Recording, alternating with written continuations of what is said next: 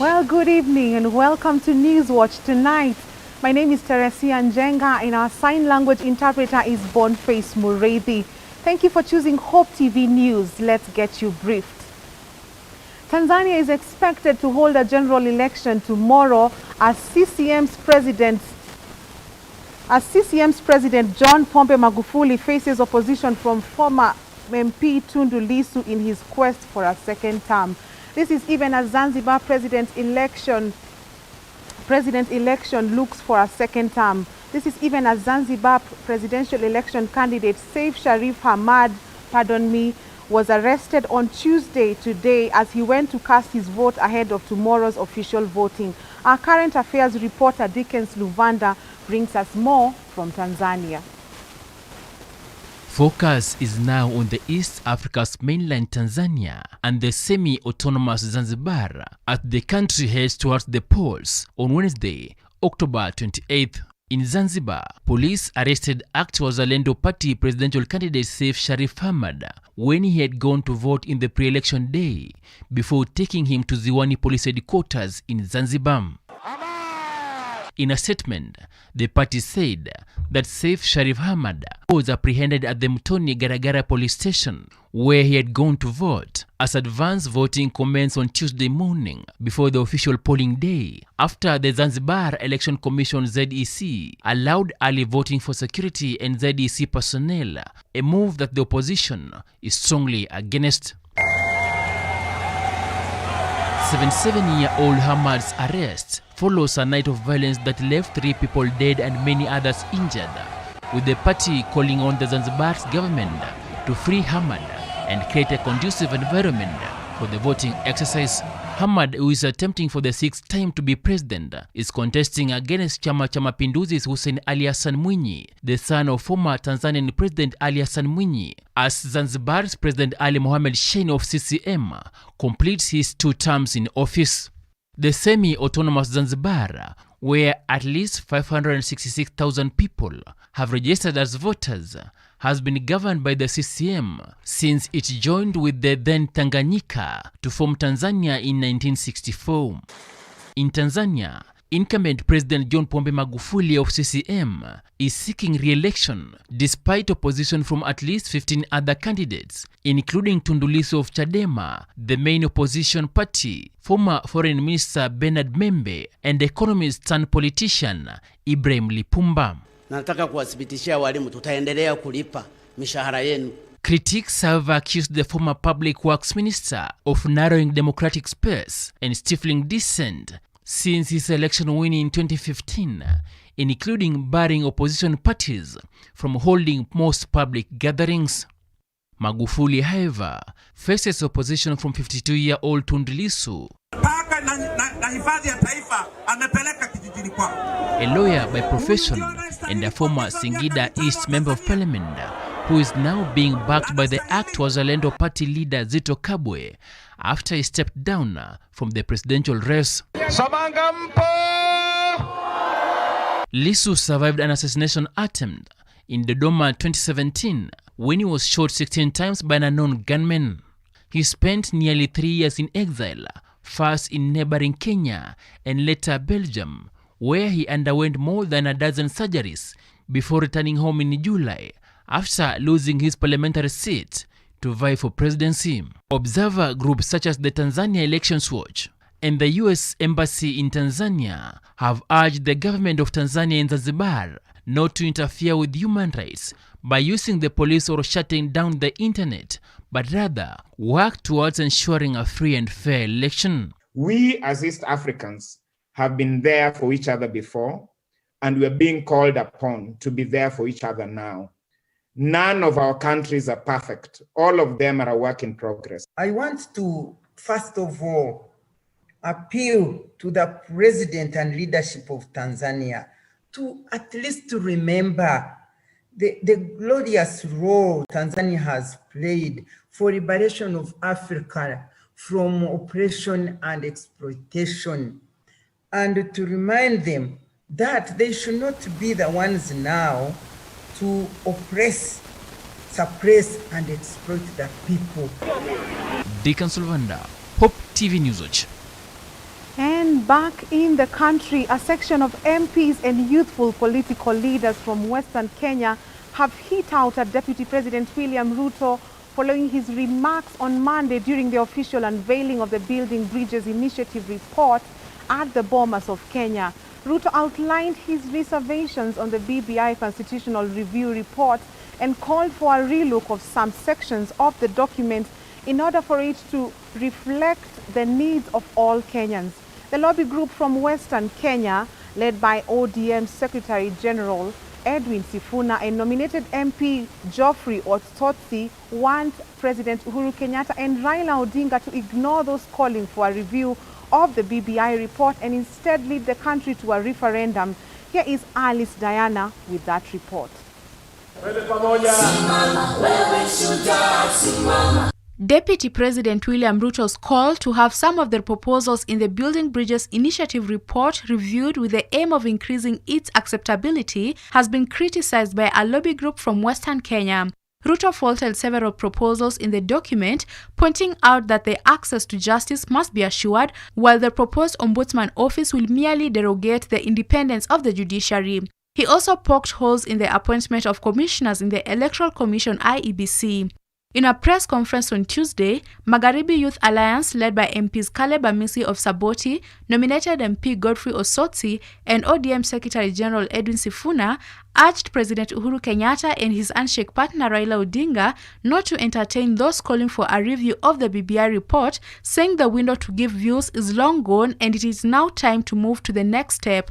I think people who are telling us to start another task force or a constitutional assembly are people who are basically planning to derail this process. Correct. And we know, because we have had an opportunity to present our views. The task force even wrote to some of our leaders to appear before them and present their views. We are well aware that the deputy president, who was very eloquent yesterday, appearing to be giving his views at Bomas, had an opportunity to present his views before the task force. We want to have a structured dialogue. It was clear that he was on a script yesterday to derail the rollout of the BBI program. Swala kama la IEBC ambalo aliuliza, Wakenya wote wanajua kwamba uchaguzi wa mwaka 2002 ndio ulikuwa wa huru na haki zaidi katika taifa hili tangu tuanze mambo ya multi-party democracy. Uchaguzi wa mwaka 2002 ulisimamiwa na refa ambaye aliteuliwa na vyama vya kisiasa chini ya ule mfumo wa IPPG. Kwa hivyo tunataka kumuelezea kwamba tunajua, alituambia yeye he's a slow learner, yeye huwa anachukua muda kuelewa vitu. Nataka nimkaribishe naibu wa rais, tumfunze ni jinsi gani ambavyo mapendekezo sisi tuliotoa sisi wenyewe yanaenda kusuluhisha maswala ambayo yako ndani. The alliance, bringing together youthful legislators and various leaders, pointed out that policy issues should be taken to the cabinet, legislative ones to parliament, while those touching on the constitution should be taken to the people through a referendum. And those who say they want an opportunity to give further views, I think they will have an opportunity at the stage of public participation. Because as you are aware, the process of lawmaking also has public participation. So they will have opportunity to give their views during public participation to be conducted by Parliament. And the constitutional issues which are contained in the bill, constitutional bill, should go through a process, a popular initiative process as defined in the constitution of this country. We do not want side shows at this stage. The group also defended youth leader Alex Matere, who rubbished Ruto's controversial wheelbarrow initiative, calling it an invention from the 1600s, which was out of its depth in the current time. During his speech, Ruto responded to the youth leader, noting that although invented in the 16th century, a wheelbarrow was still handy to date, and vowed to continue with the initiative, saying it was helpful to the hustlers who are largely forgotten. A young man representing the more than 70% of people that make up the population of this republic, honestly and innocently presenting the views from the youth of the Republic of Kenya. And he was heavily attacked by the Deputy President of the Republic of Kenya, We have had threats to his life, various people calling him, threats from all corners, and we are here to protect him. Ilidhihirika wazi kwamba naibu wa rais William Ruto hajazoea kuwasikiliza vijana, kwa sababu ndugu yetu Alex Matere alizungumza kwa niaba ya vijana wote, na tuko hapa kuwafahamu kwamba maoni aliyotoa Alex sio maoni yake yeye peke yake, ni maoni ya vijana wote katika taifa hili la Kenya. Angekuwa ni kiongozi mzuri, badala ya kujaribu kumfokea ndugu yetu Matere, angemuita amuulize maoni yako ni yepi. For Hope TV News Watch, I'm Alice Diana. And Meru Governor Kiraitu Murungi has asked the Law Society of Kenya to fully read and understand the BBI report and later explain to Kenyans what the document entails. Murungi says many lies are being peddled about the report, hence the need for a statutory body like LSK to ensure every Kenyan understands every bit of it. Murungi was speaking as LSK launched its branch in Meru, led by its president, Nelson Havi. The younger lawyers actually here in Meru have registered a pro-poor justice NGO called Center for Rural Justice. I shall be grateful if we, as the LSK Mount Kenya branch, could support that NGO to deliver on that important mandate. I would be grateful if, as lawyers, you could read and explain to our people the contents of BBI. We were in Nairobi yesterday, because the BBI report was presented to us. There are too many lies and exaggerations being told, especially by those who have not read it. Indeed, many Kenyans today, even in Meru, think that BBI is a contest between Raila and Ruto for 2022. But that is too simplistic. BBI is actually about us. I've said, from the little reading I've done, I will support it because, for me, it is increasing the resources flowing to the counties from a minimum of 15% to a minimum of 35% of the national revenue. And it is also creating a world fund which will really transform our villages.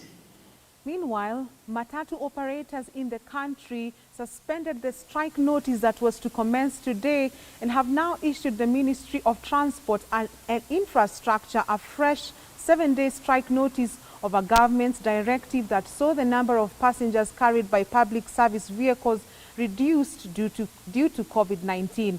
Public transport sector players say their negotiation with the government to reinstate full capacity in the PSV sector has borne no fruits, despite other sectors receiving relief from loose COVID-19 health protocols.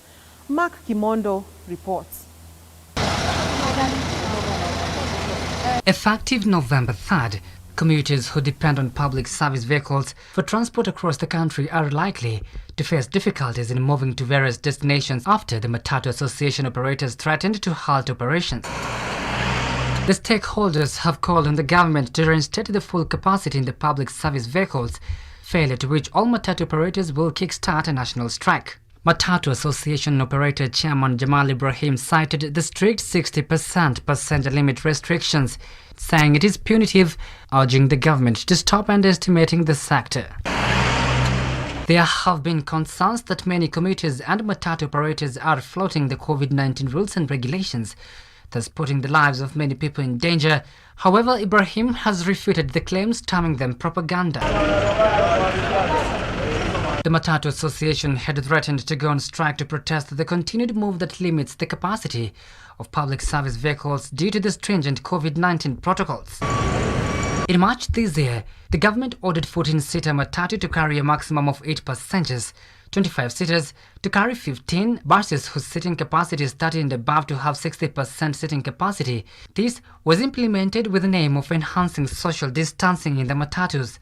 At the same time, hundreds of passengers and Matatu operators were arrested on Tuesday morning in Mombasa after police launched a crackdown on those violating COVID-19 regulations. Mark Kimundo for Hope TV, Nairobi.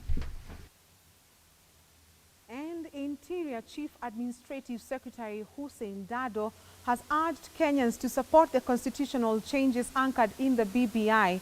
Dado trashed the idea that a few more positions created at the top will increase the wage bill, hence a tax burden to Kenyans. He also noted that all the local national administrative officers, including chiefs and their assistants, should support the BBI report.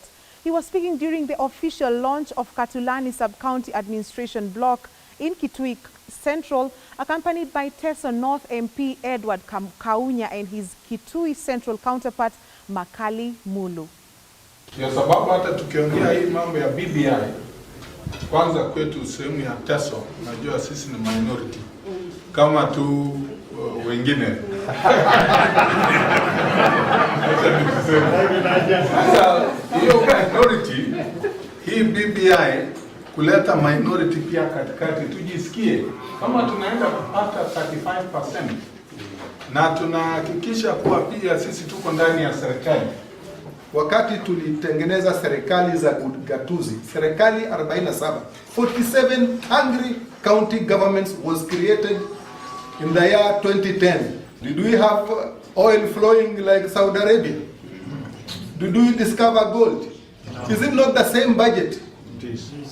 If we can afford to look after 47 county governments, what is the difficulty of adding a few positions at the top to balance the regions? Ili winner takes it all iondoke katika Kenya hii. So for me, what I want is Kenyans sit down, look at the document, prepare a checklist, and say, out of this checklist, this is good, right? This is wrong, cross. And then count your rights and count your crosses. If you find you have more crosses than the wrongs, you have no reason to say no to the document. Ukikuta no ndio zimejaa, bas unasema hisi sitaki. And let's take our first commercial break. Don't go too far. We will be back with many more news.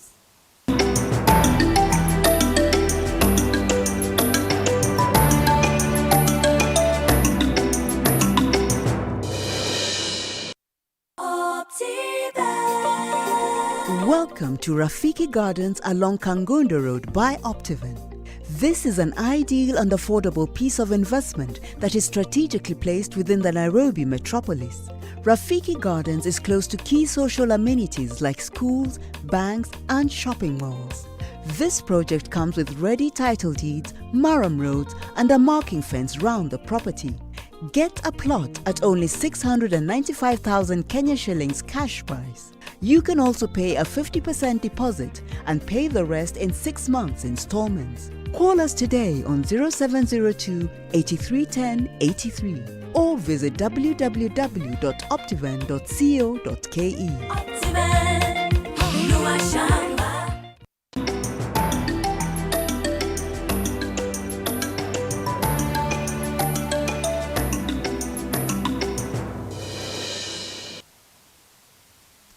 Welcome back.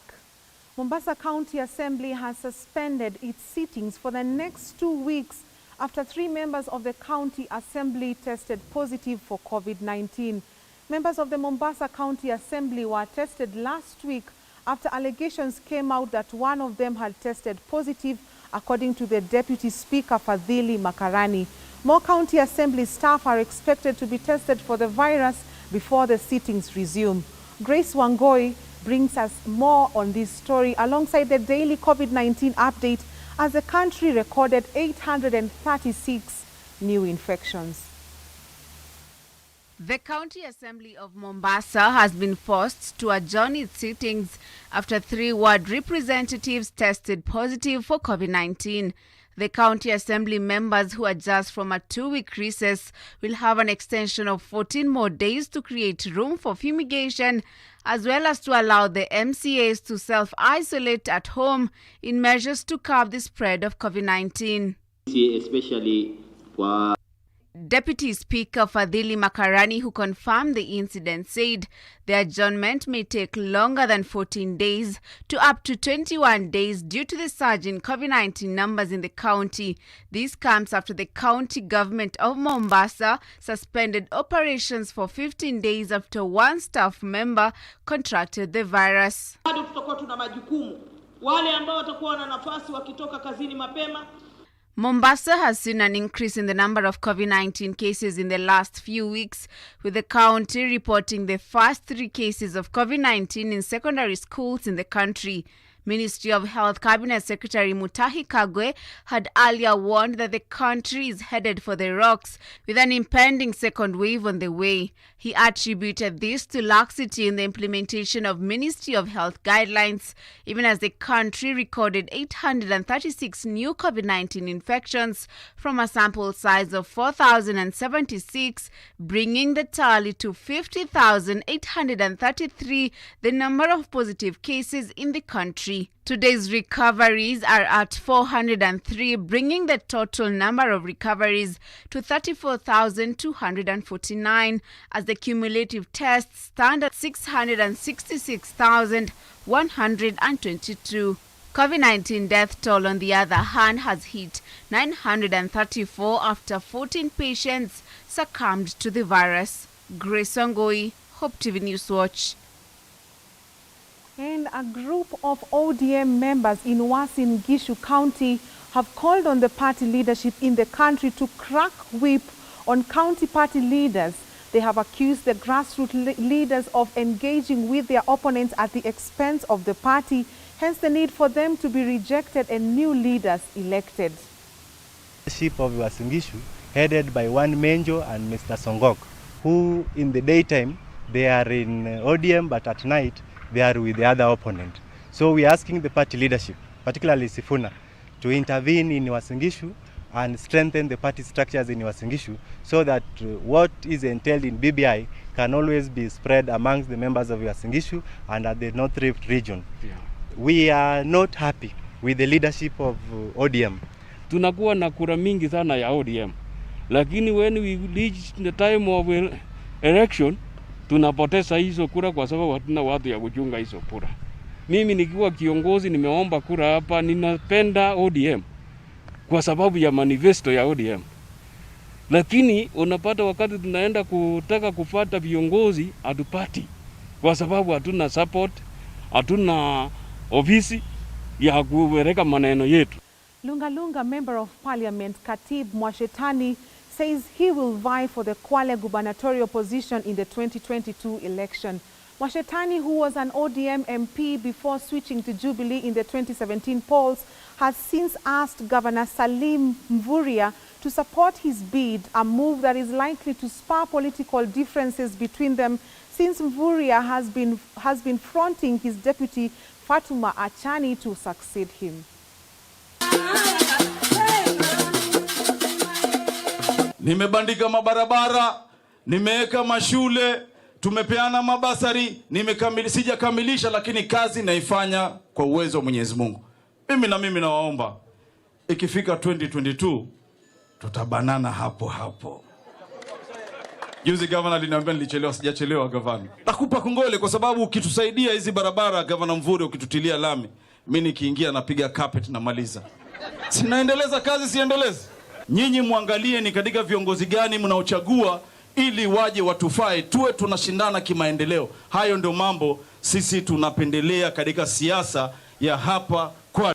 A section of MCAs in Baringo County have strongly opposed the just released Building Bridges Initiative report, saying it aims to benefit a few people in government. Led by Silas Tochim, the MCAs vowed to oppose the document and rally residents against it. Was not launched. Hatukuona ile fireworks ama ile inatolewa sauti na kelele na watu kushangilia. Hawakukata ribbon. Ya pili, hakuna ile handing over kabisa kutoa hiyo document. Hakuna ile kupanga the next layout plan on how to implement ama kuendesha hii mambo ya BBI, kwamba itaenda wapi counties, watu wasungumuziwe, watu waelezwe, baadaye tutakuwa na referendum, itachukua muda gani? Ilienda tu na ikaisha. Ni kama ile injili ilihubiriwa in Acts of the Apostles, ilienda tu na ikaisha hivyo because the gospel was just going on all throughout the world. Kwa hivyo BBI ilienda tu na ikafreeze. Ya pili, mambo ya mheshimiwa rais ambaye aliongea yeye mwenyewe, ile speech yake ile ilikuwa written and prepared, hakusoma, meaning at some point this thing lost direction. Hakusoma, ila alipewa the speech yake written, hakusoma, na mazungumzo yake it was confusing.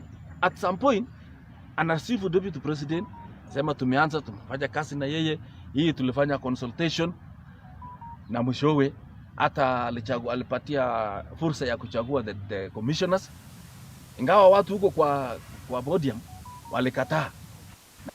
Akasema uliza yeye. Hiyo kwanza ilituonyesha kuna mtu alikuwa anatudanganya. A day after its unveiling, a section of youth in Nairobi under the National Youth Council NYC organization have backed the BBI report, saying they will organize forums to digest the report. In their first forum in Nairobi, NYC Chief Executive Officer Roy Susaka Telewa drummed support for the BBI, saying most of the views youths presented before the task force were captured.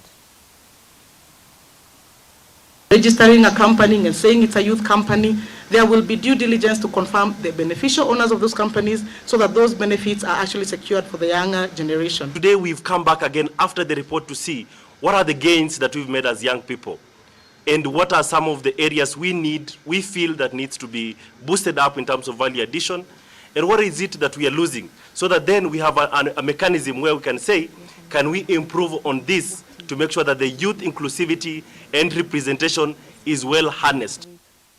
Keep it Hope TV. We will be back with business news. Let's take another break. Keep it Hope TV. We will be back with business news.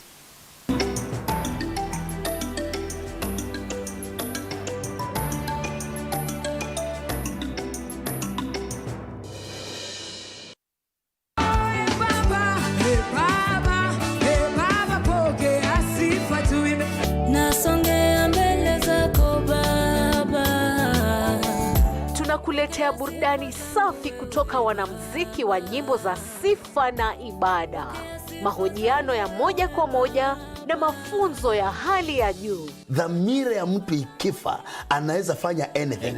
Because kile kinanitofautisha na mbuzi ni dhamira. There was this time niliambia Mungu, mimi samahani Mungu, lakini naona umenifanya mimi kuwa daraja. Sitaki.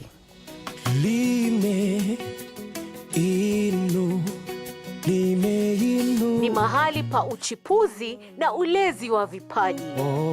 Mwimbaji anaweza itisha akitaka, lakini unajua hiyo ni sauti hajanunua. Hujanunua, hiyo ni umebarikiwa nayo. So hiyo unaweza mupeane aidha bure ama, lakini hii pande nyingine sisi tupe invest, ni investment tuna. Tunabeba mwili, lakini mimi sikujua hii ni maagano nafanya. Ungana naye Mwalimu Shaban Brima kila Ijumaa saa 2 jioni na marudio kila Jumamosi saa 10 jioni. Machozi ya furaha nishangaze baba, mashuhuda wangu watambua wewe ni Mungu.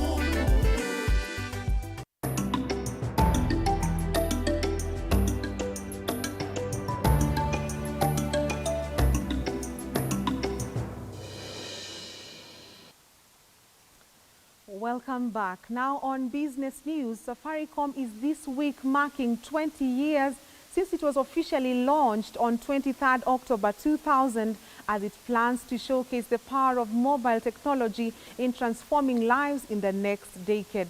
According to Safaricom CEO Peter Ndege, the economy will be banking on technology and a data-driven economy to further support Kenya's economic growth. The telco will now leverage on fiber and 4G network to provide internet to 1 million homes and businesses over the next 5 years.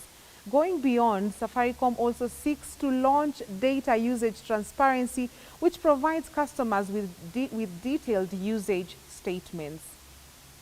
We've been known to be combining technology and innovation to transform lives. So we want to be a technology-oriented organization. We want to go into new areas such as agriculture, health, and education to empower those societies to transform their lives.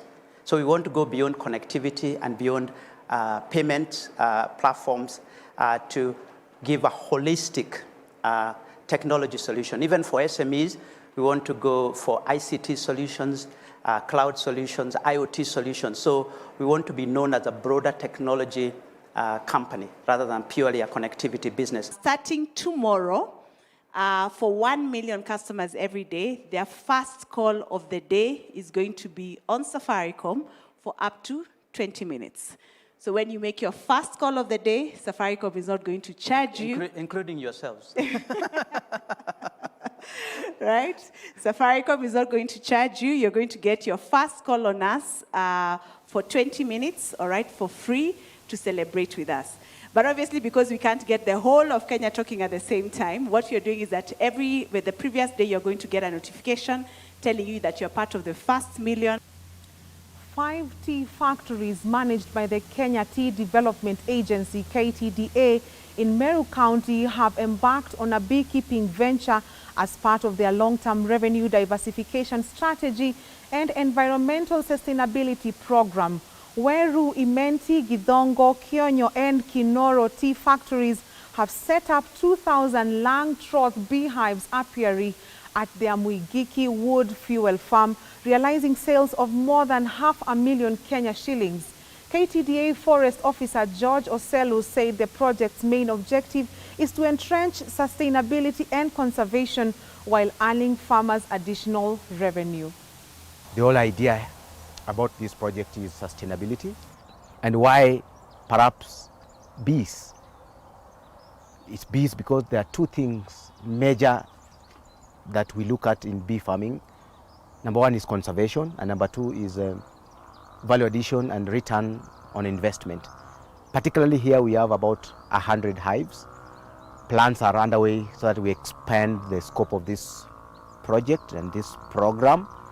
The honey we get here is eucalyptus honey because the bees here get the forage from the trees here, eucalyptus trees. And these are one of the best honey we have around because of the cosmetic value of eucalyptus. This project has a potential of bringing revenue to the shareholder. We are saying that we are targeting currently to have another 2 sites like this. Those hives on the average can be able to produce, each hive is able to produce about 60 kilos per year. So we can talk about 30,000 kilos of honey in 1 year. Let's take another short break. We'll be back shortly.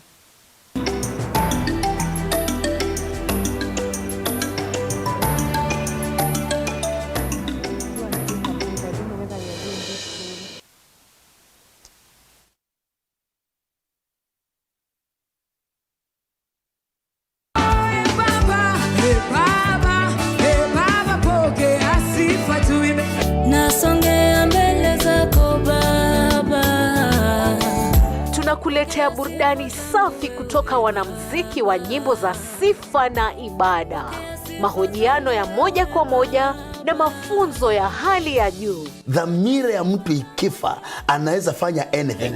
Because kile kinanitofautisha na mbuzi ni dhamira. There was this time niliambia Mungu, mimi samahani Mungu, lakini naona umenifanya mimi kuwa daraja. Sitaki.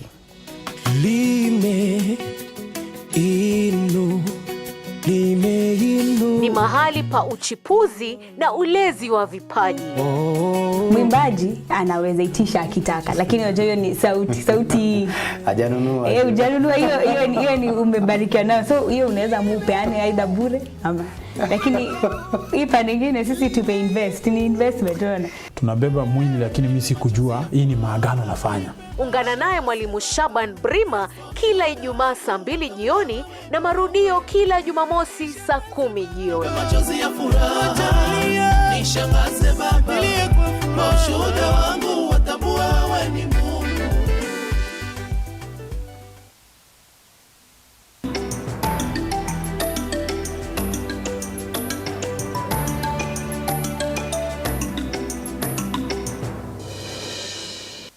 Thank you for keeping it Hope TV. Centum Real Estate Limited has floated a 4 billion Kenya shillings project bond to finance its ongoing housing projects, which proceeds from the bond being used to develop affordable middle-income and high-end housing projects in Kenya. Samuel Kariuki, the Centum Real Estate Managing Director, says the effort is aimed at addressing existing gaps in the linkage between Kenya's real estate sector and the capital markets. The bond, which will be issued within the next few weeks, will only reflect on the real estate subsidiaries' books and not on the Nairobi Securities Exchange listed parent company. Centum Real Estate has approved a project pipeline of 4,426 residential units, of which the first phase of 2,000 units is either under construction or pre-selling.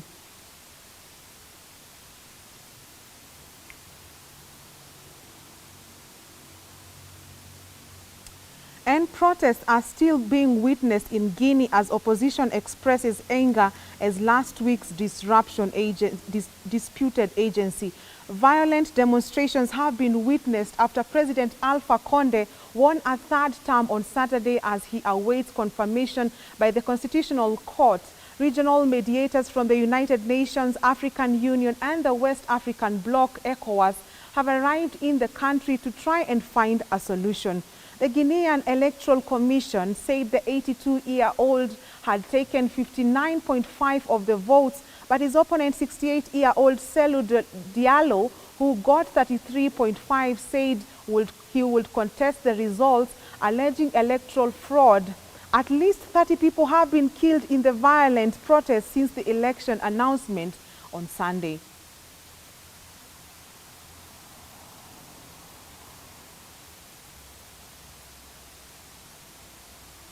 And in Italy, protests have continued across Italy over new restrictions to curb the country's second wave of COVID-19 that were announced by Italian Premier Giuseppe Conte in a bid to address the surge in COVID-19 numbers. Italy becomes the latest European nation to announce strict measures to curb the spread of the deadly virus, as protesters clashed with police officers throwing petrol bombs across cities, with police officers dispersing them with tear gas canisters in return. The new restrictions include closure of bars, gyms, restaurants and cinemas, as other areas imposed nighttime curfews.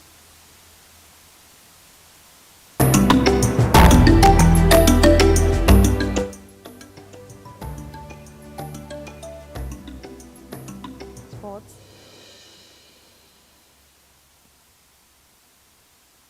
And in sports, the national soccer team Harambee Stars is set to kick off its non-residential training as the team readies itself for the two-legged Africa Cup of Nations qualifier against Comoros next month.